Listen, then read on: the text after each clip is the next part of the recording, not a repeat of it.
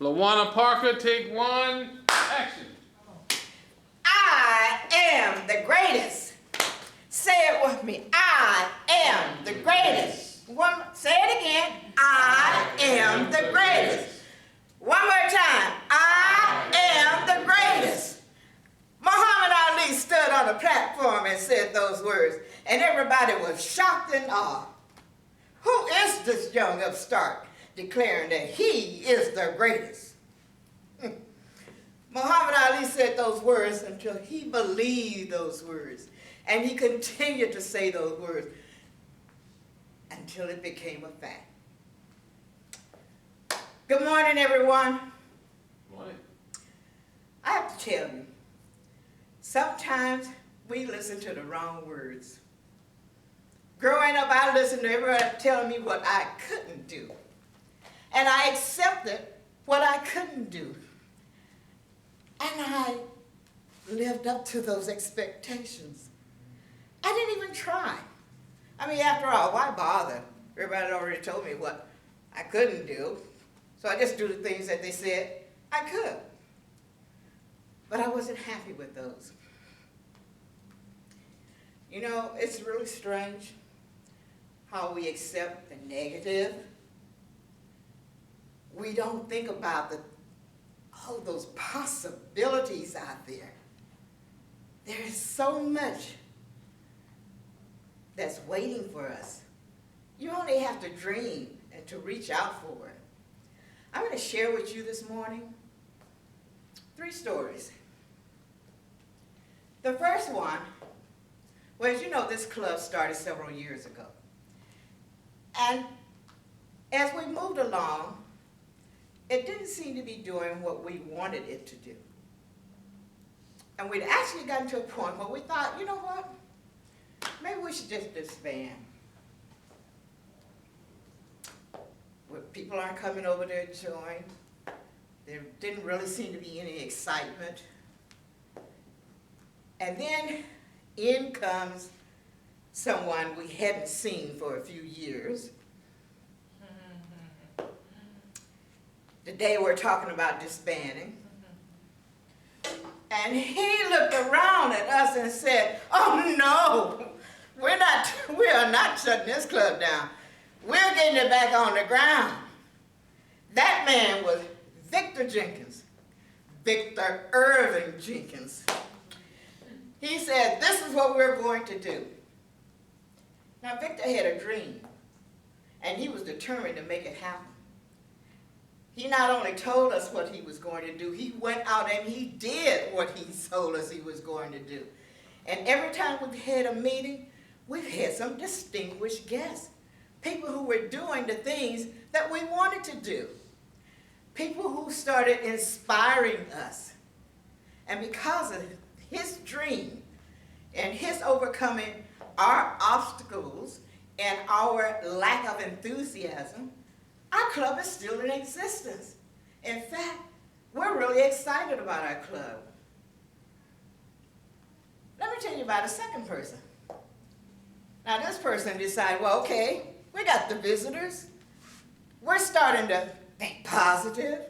We're starting to do what we said we were going to do, because Victor had told us there would be no less than 20-minute speeches in this club. So we were capable by now. And this person said, you know what? Nobody knows about us. We need to do something. Now, Lieutenant knew he would probably run up against some obstacles from us, but he didn't let that stop him.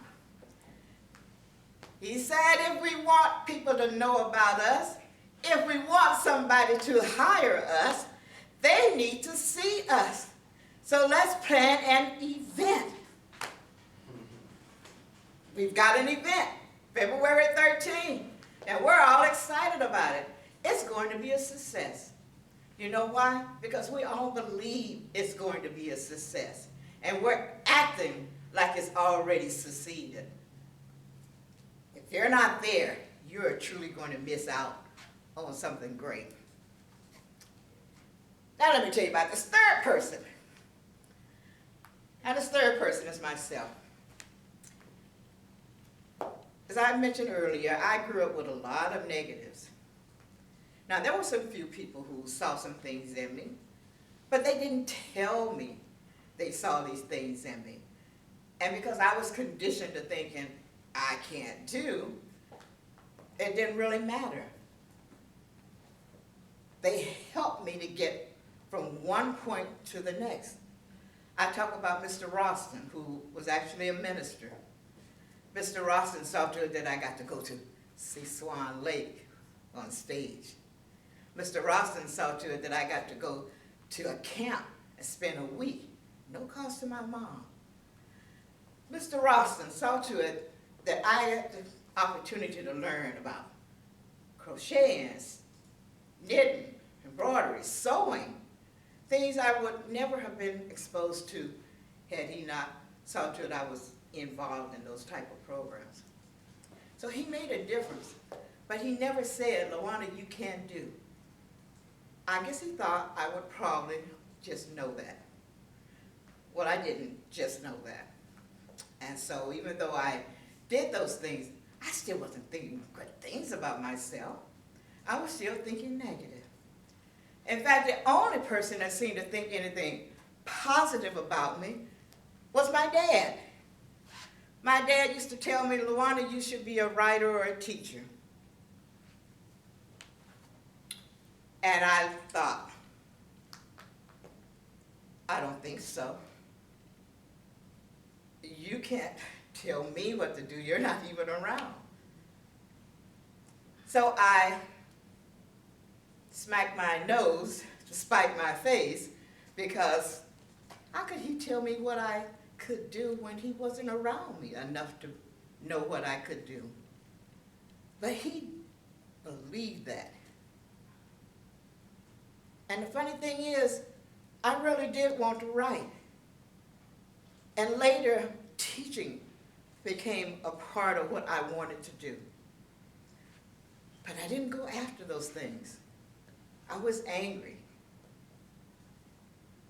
Later, I met someone when I came to Sacramento, and she became a good mentor. Now, if you don't have someone in your life who can mentor you, I suggest you get someone. Find someone who is interested in the same things that you are, who has achieved what you want to achieve. Because if you don't have someone who can be there for you, and when you go to fall, they're there to lift you back up and stand by you, it's a difficult journey if you're used to the negatives. Now, some people are fortunate. Muhammad Ali was fortunate. He knew he was the greatest. He didn't need anyone to tell him that. He knew it, and he made sure everyone else knew it. But you and I, sometimes we don't have that with us. We have to work at it. And that was me. And I was doing good. I got to be on TV. I got to be on radio. People actually knew me in Sacramento. I even got an award for being one of the leading women of the community in North Highlands. So I was doing something. But then I lost my son. And I fell down again. I suddenly lost interest in doing anything. People would come and ask me, are you going to do another pageant? Or are you going to do another fashion show? And I'd say, I just don't have the time. I don't feel it. Years went by, and suddenly, somewhere within me, a little dream started, and it started building that writing that I wanted to do. It started pounding at me and telling me, you need to do this, you need to write. Well, at my age, I'm thinking it's a little too late now. But you know what? It wouldn't let go. So I ended up taking a couple of courses online, and one of them was a guy who was going to start his own publishing company. He had something like 300 online students, and he asked us to submit a short story, 15 to 2,500 words. And the best 10 will be selected and put in a book. Guess what? Mine was one of the 10. Ooh, you're talking about excited. I was walking on cloud 9 for days when I got the announcement. So I love telling people I am an award-winning published author in Australia.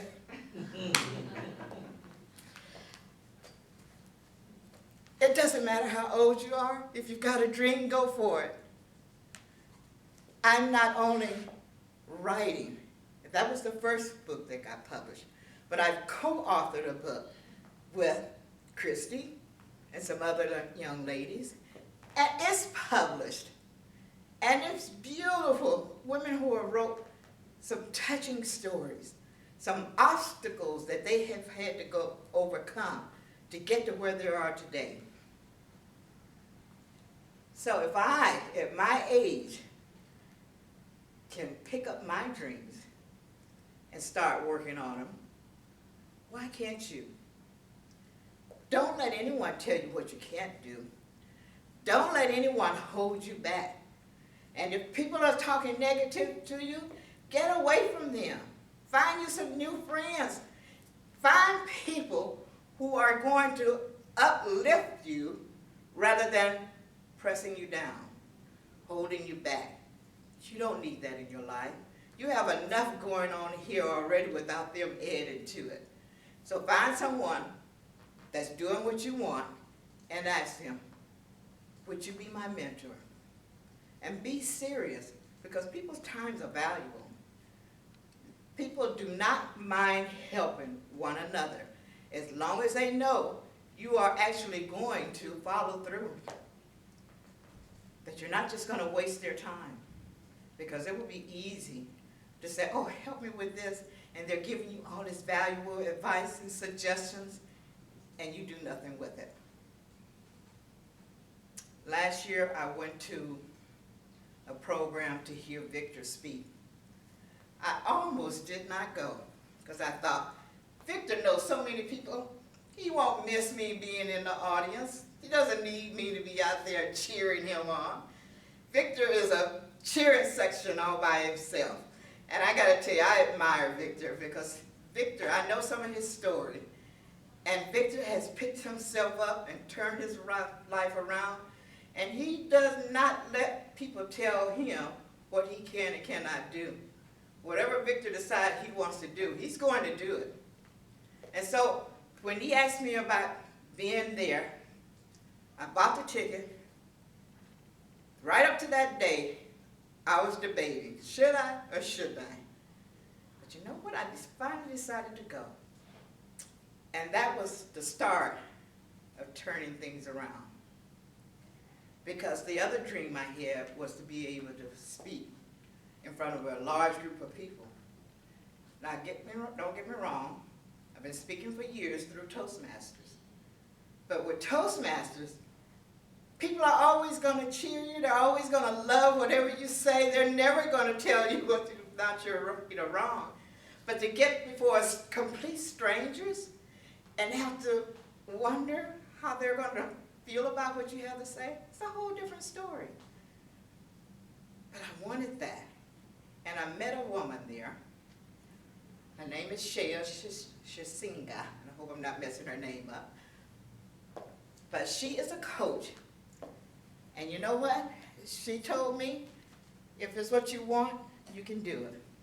Now, she's young enough to be my daughter, but she's teaching me that I don't have to accept what other people have told me or where they have placed me, because I am Lawanna. I am one of the greatest. And it doesn't matter how many times I fall down on my face. What matters is how many times I get back up and start all over again. Because you can put your foot on me and say, you're not going to do this and you're not going to do that. But you know what? It doesn't matter, because like Muhammad Ali, I'm going to keep getting back up and punching, because I know that I am the greatest